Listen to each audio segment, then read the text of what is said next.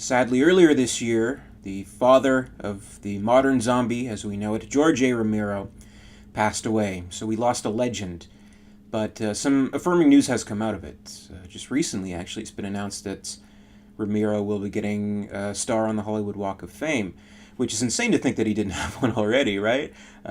Because, I mean, he shaped the modern vision of the zombie in pop culture as we know. And of course, a pop culture phenomenon it is. I mean, think of all the kind of iconic types of creatures uh, in horror and otherwise, like the Frankenstein monster, Dracula, what have you. Their creators were long, long gone, but Romero is still of this earth, which is quite amazing to think of. So to not honor him in his time is unfortunate, but I think it was is definitely due. So that's some good affirming news out of a sad tragedy that befell recently. But rest in peace, Mr. Romero. You are the greatest. You are a legend, and with his movies, he always kind of got, I feel, the proper acclaim.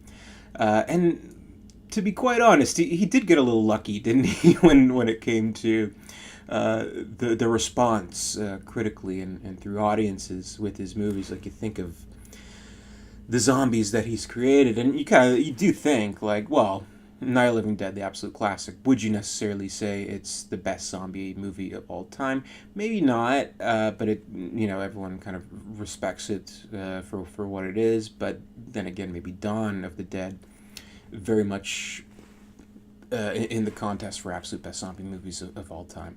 But both are, and the thing is, like, when it came to the response to his movies, like something like Night of the Living Dead, young dumb kid, he's making this movie, he's like, okay, we're gonna be real hip and we're gonna make a black guy the star of the movie, won't that be great?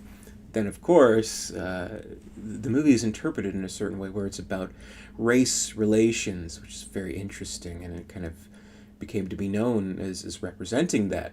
Then it kind of hits the same way, like with Dawn of the Dead. It's like, okay, I know a guy who knows a guy. We can film in this shopping mall. I'm like, put zombies in there. Won't that be cool? The movie's about consumerism, modern consumerism. He's like, yes, that's what the plan was all along. So he did kind of get lucky in that sense. But, it's kind of an argument of, well, does the filmmaker's intention necessarily dictate what the film is what it represents in its a certain time of release, sign of the times, and things like that. So that's always kind of an interesting argument to make. But I'd say Romero kind of got quite a bit lucky with that, and even with something like Day of the Dead, you could argue represents feminism, and Land of the Dead, real estate. I don't know, but one movie I wanted to talk about today is Diary of the Dead. This is Romero's 2008 entry in his Dead series, though unlike Night, Day, Dawn, not necessarily in that order, Land, it doesn't follow the same story as originally established in Night of the Living Dead. This is a brand new story, which is kind of interesting. And, well, with the movie, I mean, it's not like the most well received of his movies. In fact, I think it's quite a bit hated, and in one sense, I feel that's a little unfair. But in another sense, I kind of think, well, okay. So you kind of look at the movie, and the writing's a little iffy, the dialogue's a little cheesy, the acting's not great. The special effects, including some CGI blood splurts, not the best, things like that. So I can understand that, but I feel that Diary of the Dead is a very worthy entry from Mr. Romero, and it's a movie that I've always liked. And if I can try to argue for kind of its own interpretation, what I really feel the movie is about, it's about filmmaking, and I kind of feel like with this movie, Romero tried to recapture kind of the same magic that he may have felt in the late 60s in being this young, dumb kid making this risky movie with all of the pitfalls ahead of him. And when you kind of look at the movie, you kind of think, well, okay, it's about these college kids making a movie, and that's what it feels like. And maybe that's like a part compliment, part uh, insults to say, well, the movie's dialogue and kind of the voiceover from our main character, the girl in the film, it does feel like something like a college kid would write, kind of like almost like this pretentious college kid, and you kind of look at it and you're like, well, she has the same kind of thoughts about, these deep, profound thoughts that we all have as college students. And when this infection and this epidemic of the dead rising back to life hits these students, what does the girl immediately want to do? What do they all immediately want to do? They want to go back home because they're not quite ready, right, for adulthood in a certain sense, which is what a young person, embarking on this new, uncertain new life would certainly feel. And even like when we look at the characters, we get kind of stock college kid characters, but we also have included in the movie this romanticized version of the professor, where he's like, of course, this mysterious British man who's very bookish and very poetic, and he's like, ah, yes, I found my life in the bottom of a drink. A very lonely life it is, but I would not trade it for all of Faulkner's work, or whatever, stupid shit like that.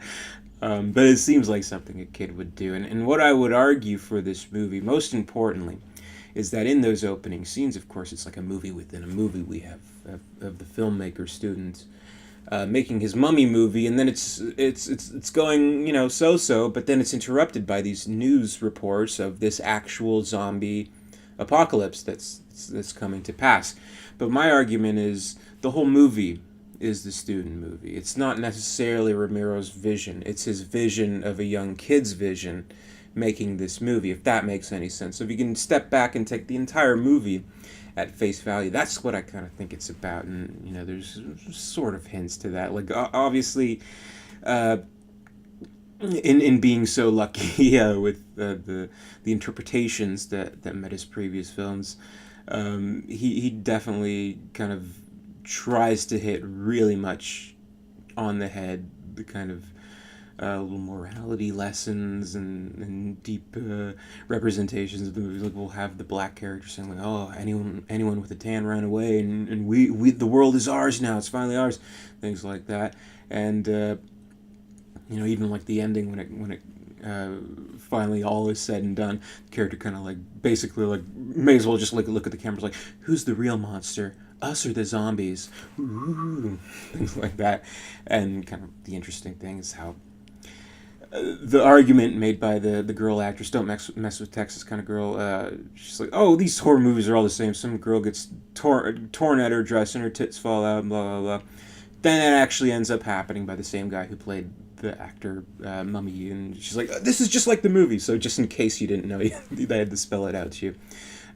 But that's what I think it is all about. It's about capturing the excitement of a young filmmaker, and with, again, if we kind of look also into the time frame of this movie and what it's trying to represent, if it is indeed representing filmmaking, this is a time during the digital revolution where at that time we were reaching a point, which arguably we're at now, where digital film could very much look just about indistinguishable to actual stock film. I know certain people would argue against that still, but to be fair, movies are projected digitally now. Movies are big budget movies are being shot digitally now. So there's this idea that, a revolution is going on where a young kid could take a digital camera and with the right know-how, the right resources, and the right amount of luck, such as what Romero experienced, you could make something that